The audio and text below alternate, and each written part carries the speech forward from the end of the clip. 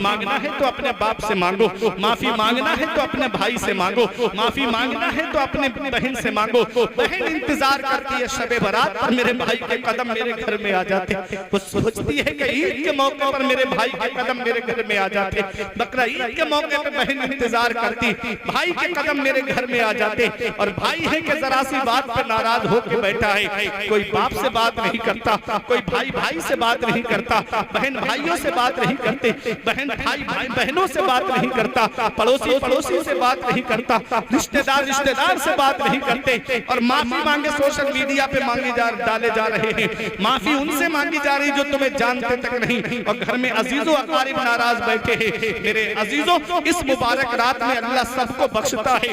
3 रातें अल्लाह ने ऐसी अता फरमाई अपने महबूब की उम्मत को। एक है शबे मेराज जो 26 रजब को गुजर गई, एक है शबे बारात ये जो आ रही है 14 शाबान को मेरे अजीजों, और एक है शबे कद्र। आका फरमाते हैं रमजान शरीफ के आखिरी अशरे की ताक रातों में शबे कद्र को तलाश करो। हमारे बुजुर्गों ने, हमारे अइम्मा ने 27वीं शब को बताया है, ज्यादा राजिह कौल 27वीं शब का है। मेरे अजीजों, ये 3 रातें ऐसी हैं, आदमी चाहे तो आप अपने गुनाहों से तौबा करके अपना दाखिला जन्नतियों में, अपना नाम जन्नतियों में, जन्नतियों की फहरिस्त में लिखा ले।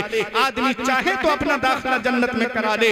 लेकिन होता क्या है, ऐसी रातों में भी हम सो के गुजार देते, ऐसी रातें भी हम सो करके गुजार देते। ऐसी रातों को मोटरसाइकिल उठाई, कभी इस चौराहे पे कभी उस चौराहे पे, पूरी रात घूम करके हम गुजार देते हैं। ऐसी मुबारक रात मिली जिसमें अल्लाह बनी कल्ब की बकरियों के बालों से ज्यादा लोगों की मगफिरत फरमाता है।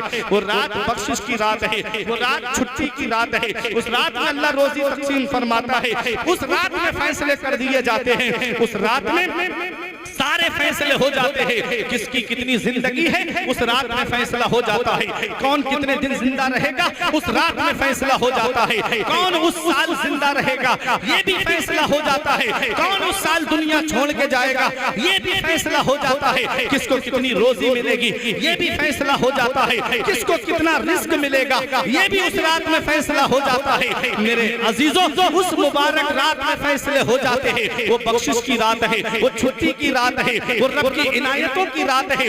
आसमान दुनिया पर रब खास तजल्ली फरमाता है कोई मुसीबत ज़दा जो मुसीबत से निजात मांगे अल्लाह उसको निजात अता फरमाए, है कोई बीमार जो शिफा मांगे अल्लाह उसको शिफा अता फरमा दे, है कोई रोजी मांगने वाला अल्लाह उसको रोजी अता फरमा दे।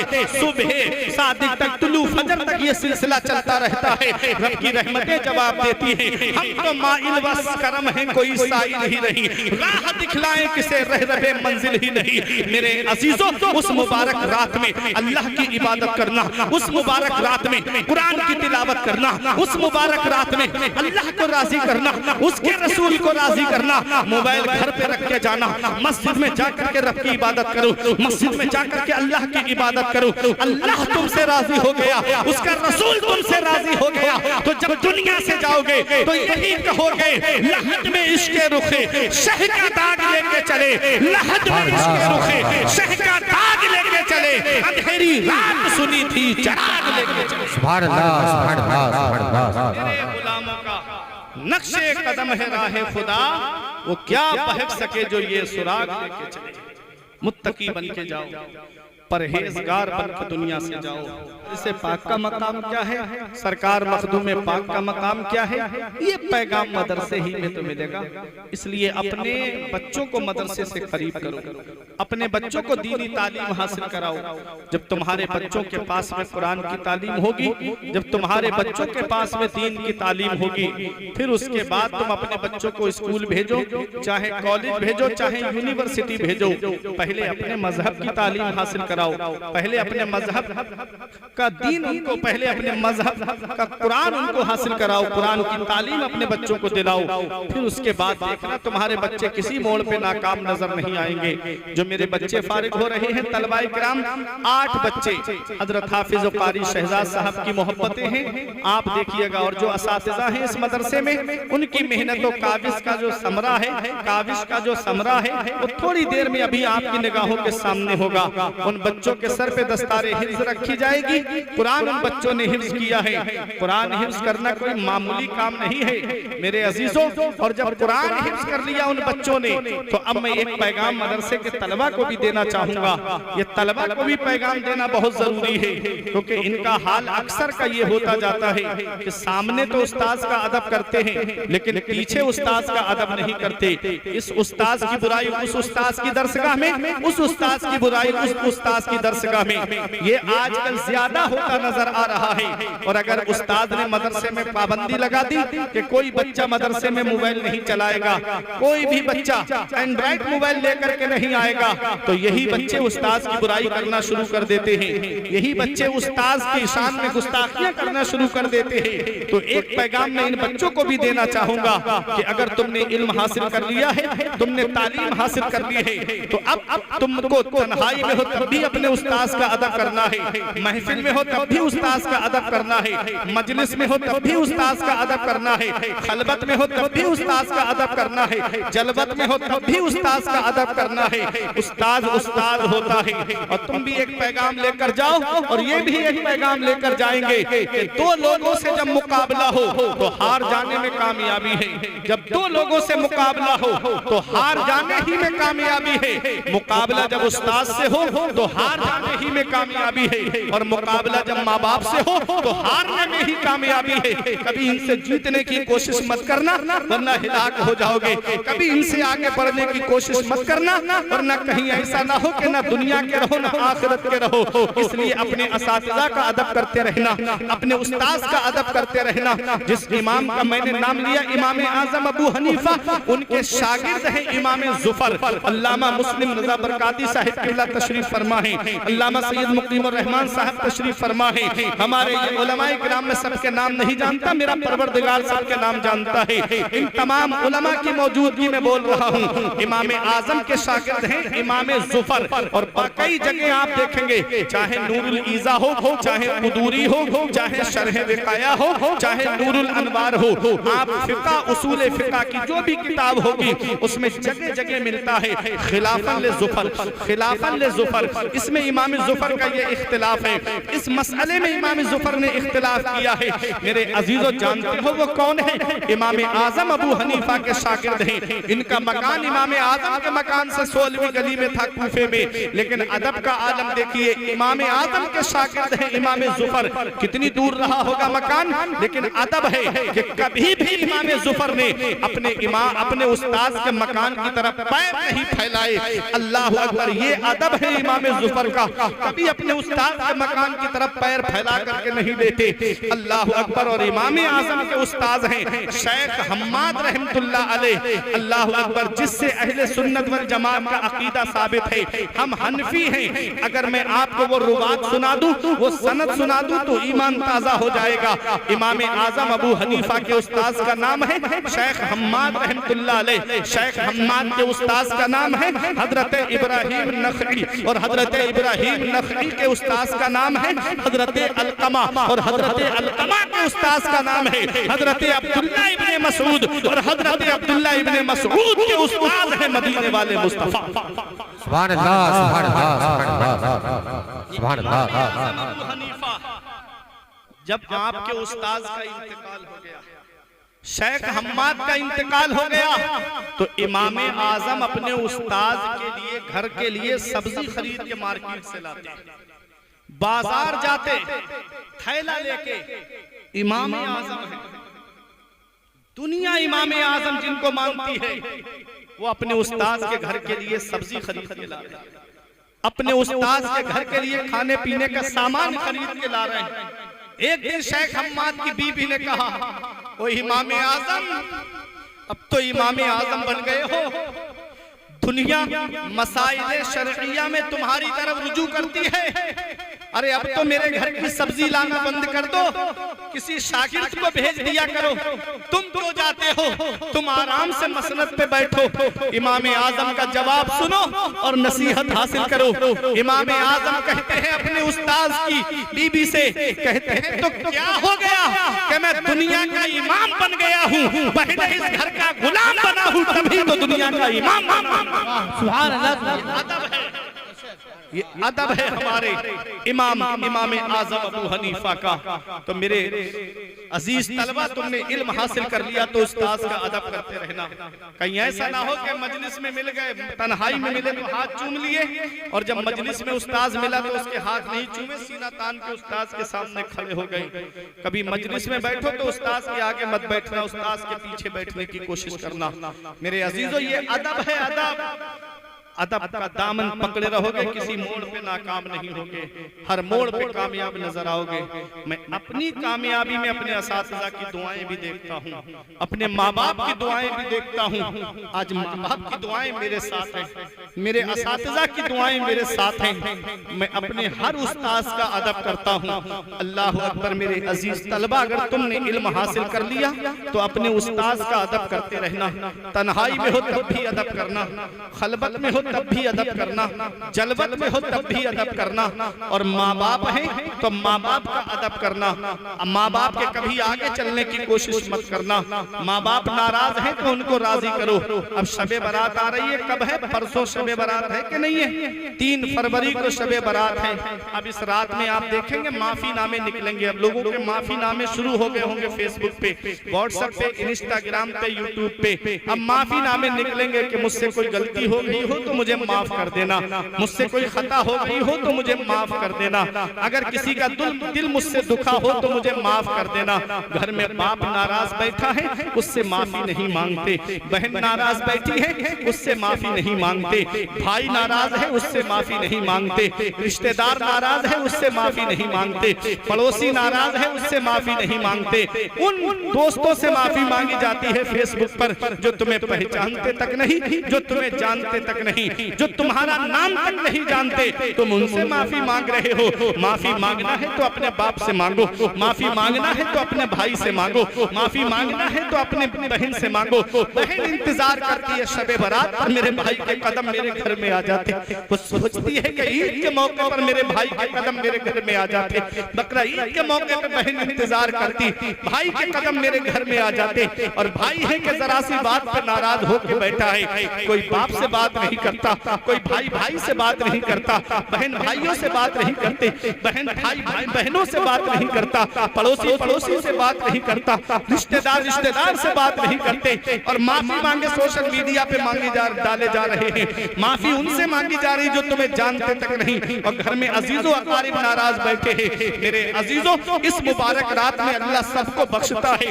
3 रातें अल्लाह ने ऐसी अता फरमाई अपने महबूब की उम्मत को। एक है शबे मेराज जो 26 रजब को गुजर गई, एक है शबे बारात ये जो आ रही है 14 शाबान को मेरे अजीजों, और एक है शबे कद्र। आका फरमाते हैं रमजान शरीफ के आखिरी अशरे की ताक रातों में शबे कद्र को तलाश करो।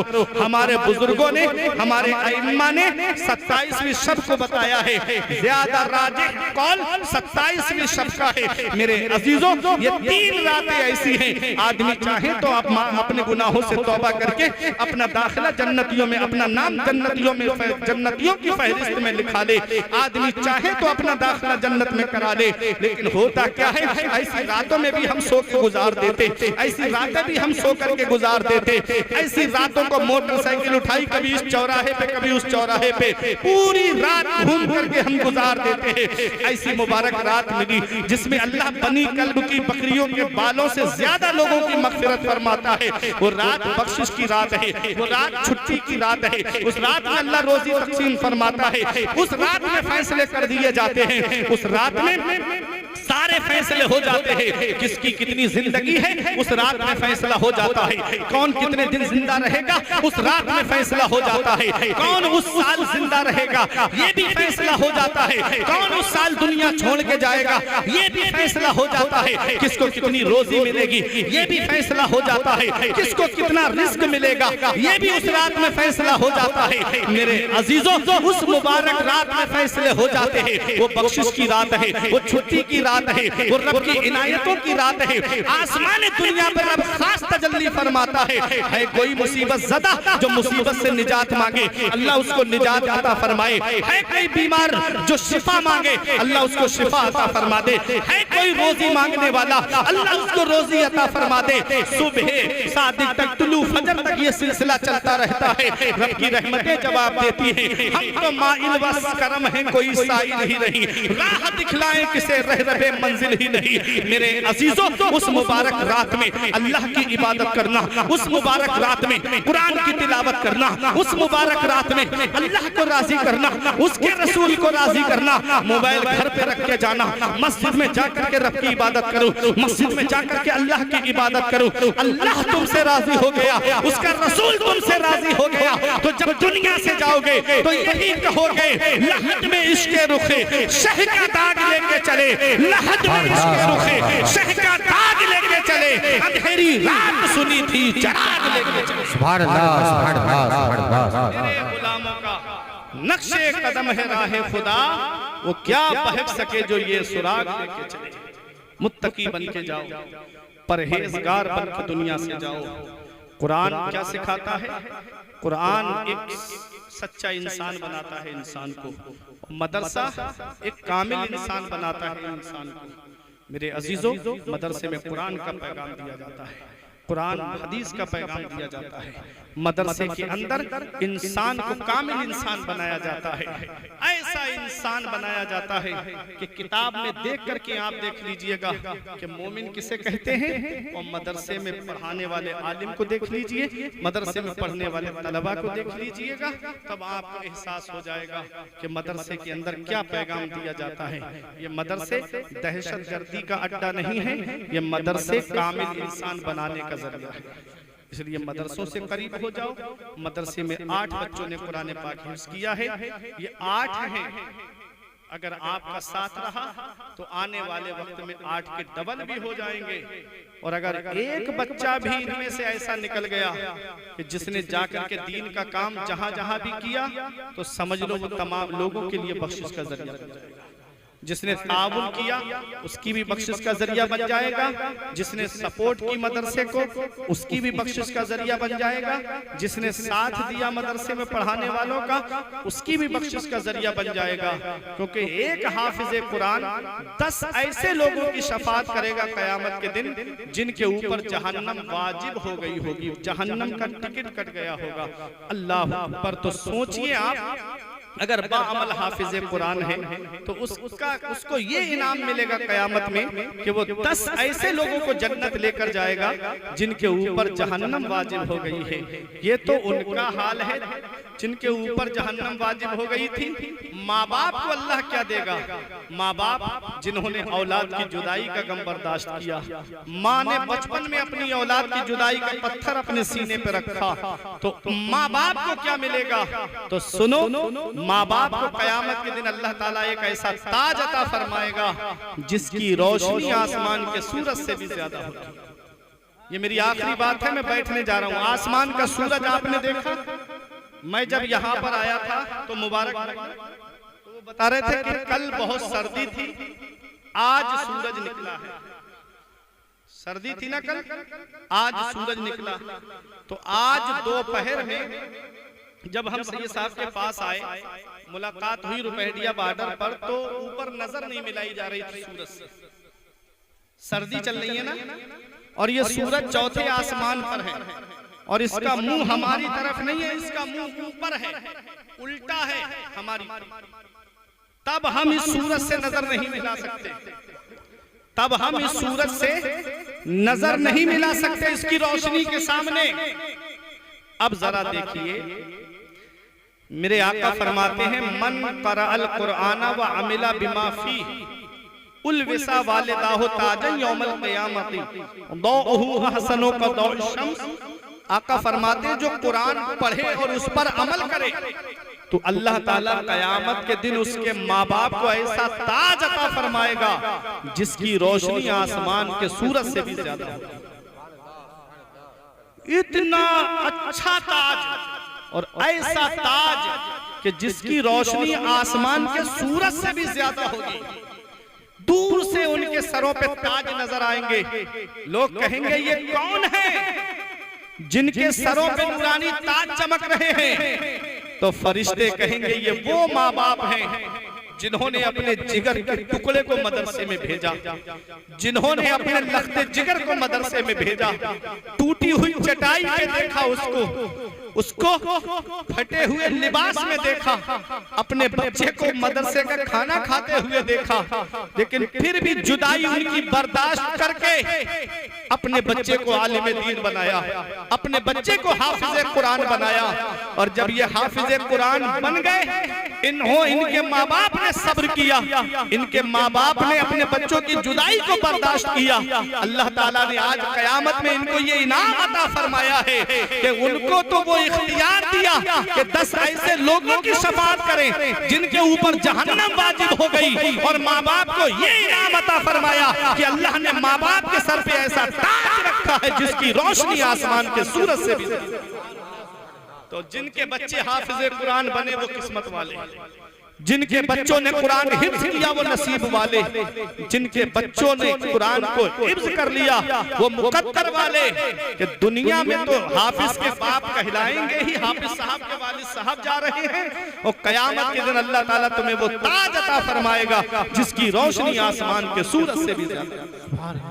अल्लाह ने अगर 2-3 बेटे दिए हैं तो एक बेटा मदरसे में जरूर भेज देना।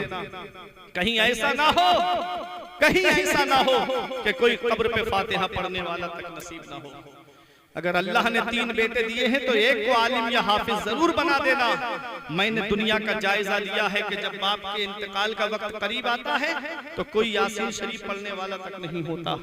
जब बच्चा हाफिज कुरान होगा, जब बच्चा आलिम दीन होगा तो वो बंटवारे के लिए लड़ेगा नहीं, बाप का अंगूठा नहीं लगाएगा सादा कागज पर, बल्कि सरहाने बैठ करके सूरह यासीन शरीफ की तिलावत करता हुआ नजर आएगा। और जब इंतकाल हो जाएगा तो वो अपने बाप के लिए कफन का इंतजाम करेगा, और गुस्ल भी अपने हाथों से देगा, नमाज जनाजा भी अपने वालिद की पढ़ाएगा, अपने हाथों से कब्र में उतार के यही कहेगा रब्बना ग़फ़िरली वले वालिदैया, ये अल्लाह मुझे बख्श दे और मेरे माँ बाप को बख्श दे। वो दुआ जमीन के ऊपर करेगा, अल्लाह उसके माँ बाप को जमीन के नीचे बख्श दे। इसलिए अपने बच्चों को कुरान पढ़ाओ, अपने बच्चों को दीनी तालीम हासिल कराओ, अपने बच्चों को मदरसे में भेजो, चाहे मदरसा तालीम कुरान में भेजो, चाहे मदरसा गौसिया में भेजो, चाहे दीनी अहले सुन्नत वल जमात के मदारिस में भेजो, पर बच्चों को पढ़ाओ जरूर। आधी रोटी खाइए, महाराजा शरीफ से क्या आवाज आई थी? आधी रोटी खाइए, बच्चों को पढ़ाइए। मत बनाओ पूरा हफ्ता अपने घर में चिकन, एक दिन बना लो, बाकी पैसा बचा करके बच्चों की तालीम पे लगाओ, बाकी पैसा बच्चों की पढ़ाई पे लगाओ। जब तालीम होगी उनके पास, एजुकेशन होगा उनके पास, शिक्षा होगी उनके पास, वो किसी मोड़ पे नाकाम नजर नहीं आएंगे, वो किसी भी मोड़ पर फेल होते नजर नहीं आएंगे। तालीम से, इल्म से सरदारी मिलती है, इल्म से बुलंद रुतबा मिलता है, इल्म से बुलंद मकाम मिलता है। अब तालीम कौन सी हासिल करनी है ये भी कुरान ने हमें बता दिया। तालीम कौन सी हासिल करनी है ये भी कुरान ने बता दिया। अल्लाह ने फरमाया इक़रा बिस्मि रब्बिकल्लज़ी खलक़, पढ़िए उस रब के नाम से जिसने आपको पैदा किया। पता चला हमें वो इल्म हासिल करना है जो इल्म हमें अल्लाह से मिला है, वो तालीम हमें हासिल करनी है जो तालीम हमें अल्लाह से मिला दे, वो हमें शिक्षा हासिल करनी है जो शिक्षा हमें अल्लाह से मिला दे, उसके रसूल से मिला दे। वो तालीम मदरसे में मिलेगी, वो तालीम दीनी लोगों के पास में मिलेगी। यही चंद बातें थी जो मैंने आपके सामने बयान कर दी। ये किस्सा लतीफ अभी नातमाम है, जो कुछ बयां हुआ वो आगाज़ बाब था। तूफान नूह लाने से चश्म फायदा, दो अश्क ही बहुत है अगर कुछ असर करें। परवरदिगार आलम की बारगाह में दुआ है, अर्ज करने में सबक़ते लिसानी की वजह से या बतक़ाज़ाए बशरियत कोई गलती हो गई हो तो मौला मुझे माफ फरमाए। मैं तौबा करता हूँ, अस्तग़फिरुल्लाह रब्बी मिन कुल्ली ज़म्बिन व अतूबु इलैहि। कलमा तय्यब पढ़ ले मेरे साथ मिलके, ला इलाहा इल्लल्लाहु मुहम्मदुर रसूलुल्लाह सल्लल्लाहु तआला अलैहि वसल्लम। ये जिंदगी सवारिए दिलशाद कीजिए, लम्हात जिंदगी के ना बर्बाद कीजिए। जब मकसद हयात इबादत खुदा की है पढ़िए नमाज, मस्जिदें आबाद कीजिए। सभी के सामने एक दिन जरूर आता है, ये हुस्न फानी है लेकिन गुरूर आता है। किसी क्रीम से पाउडर से कुछ नहीं होता, नमाज पढ़ने से चेहरे पे नूर आता है। रही कली तो फूल खिलेंगे, जिंदगी बाकी रही तो नेपाल वालों फिर मिलेंगे। अस्सलाम वालेकुम।